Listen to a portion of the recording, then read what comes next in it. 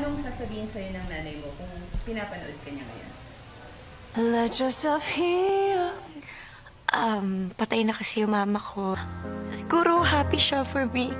Isa siya sa pinakamalaking inspirasyon ko and pinakamalaking source of strength kapag alam ko na hindi ko na kaya. Pinaka-bonding namin every Sunday, lagi ko na-look forward talaga kasi nag-e-effort talaga siya na masarap talaga yung ulam namin. Kahit paalang ng lechon, mas 5 kami magkakapatid. Hati-hati kami doon. Thank you for guiding me, for helping me get through all my problems. And thank you kahit di kita nakikita. Alam ko, niyayakap mo ako pag natutulog ako. Yun.